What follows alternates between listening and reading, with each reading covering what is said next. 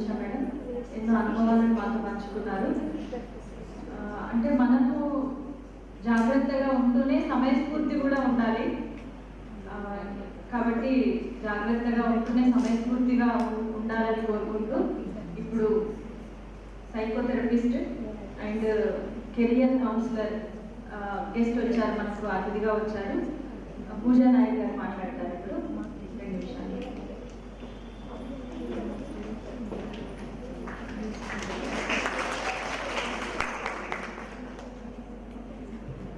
Utmost prestige that I'm here today, under the shadow of all the stalwarts that are here. So, I mean, we have learned how to identify if there is a spy camera in the place that you are.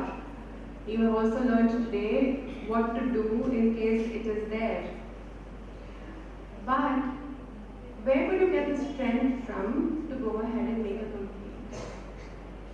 What would your state of mind be when you realize that you've been a victim of the infringement of your own privacy? What would your state of mind be at that point in time? You would feel like a victim? You would have fear? So from a psychologist's point of view, let me just very quickly, in the interest of time, let you know what is it that you would go through in general. All of us are different, all of us have different strengths, etc. But then in general, out of the work that I've been doing with victims of spy camera incidents, domestic abuse incidents, etc. So when you are there, you realize this has happened to you. The predator contacts you, or you see yourself out there on any forms of media. What is it that you go through? First will be fear. So we are here today at the Voice of Bharat campaign. You need to have a voice. You have to let me know when I'm asking you questions. What would your first feeling be? What is it that you would go through when you know you are out there, your privacy has been infringed? How would you feel? Panic. Yes. Fear. Yes. Darkness, clumsy. Everything is clumsy. That what am I supposed to do? What's my next step? Because I am a victim. Absolutely. Please. You want to add more to what she said? She said there would be darkness in your mind, fear, a little bit of panic to start with. What else would you go through? Anxiety and a lot of stress, right? So I'll just take you through different stages.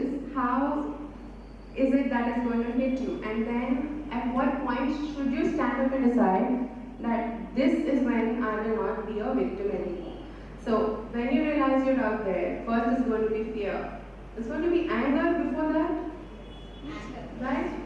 Anger to start with because your privacy was infringed. That's private to you because of somebody who had voyeuristic tendencies. Now, what is voyeurism? Voyeurism, in simpler terms, is peeping toms or people who are, peeping through people's. Likewise, spy cameras are exactly what do that.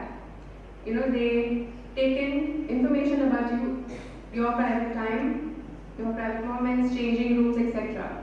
So you would get angry first. You would be very fearful after that about what's going to happen with your information and your data.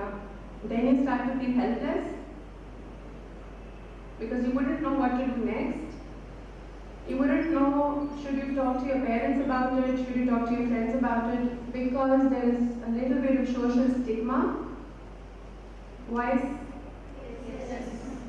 Because there's social stigma around this, right? That's how we've all been brought up. We are in a subcontinent where, like one of our madams said, we are asked to keep quiet about it. But then what happens if you're quiet about it is, you become a victim. So you have to understand the mindset of the person who's done this. There are multiple reasons. One is they could be highly voyeuristic. They could want to make a commercial use of this information, the porn industry, right? Or they just want to seek revenge, ransom, whatever their reason behind this act is. So you have to understand it is not a small matter for you to forget.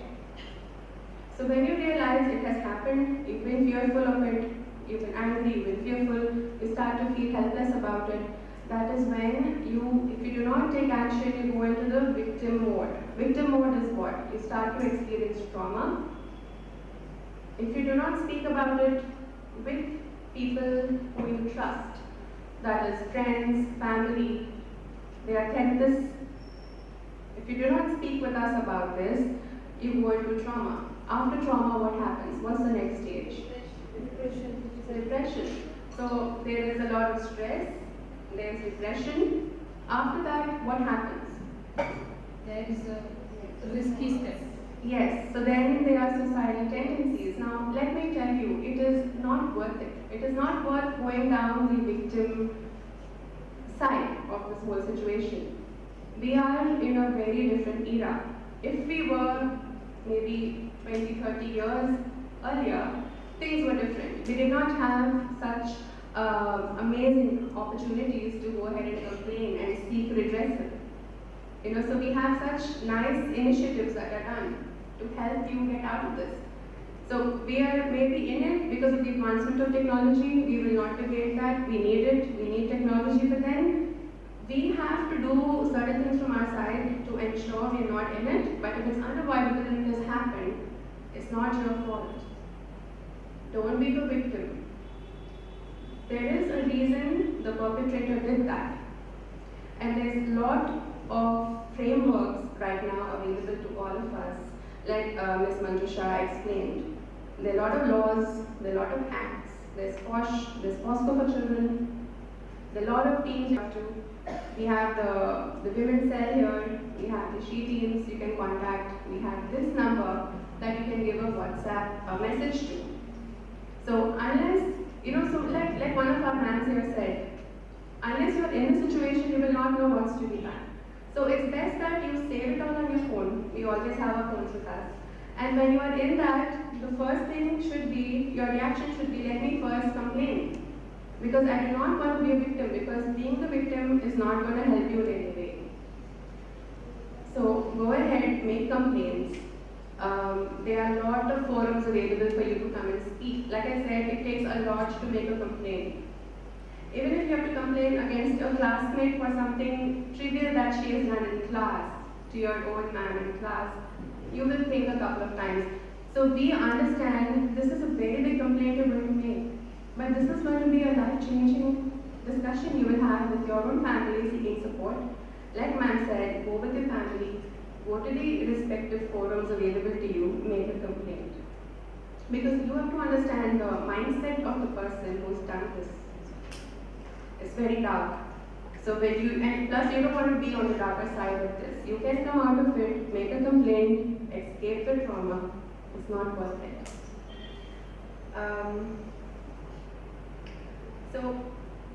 One thing will be, like ma'am said, seek solutions, seek assistance, receive the support that you will receive. Avoid any psychological gains from the perpetrator's side. So one easy way to avoid all of those mental games, mind games that they will play is to go ahead and report them, so that they don't do the same thing to multiple other people. So if we want to be the voice of Bharat to start with and to support this campaign, let us save these numbers on our phones, keep them handy. You never know when you are in that situation, because technology is so widespread. Everywhere we go, there are cameras. You never know how data is used. Right, so I will wind up with this. Thank you so much. Ma'am has a few words to say. Thanks, Andy.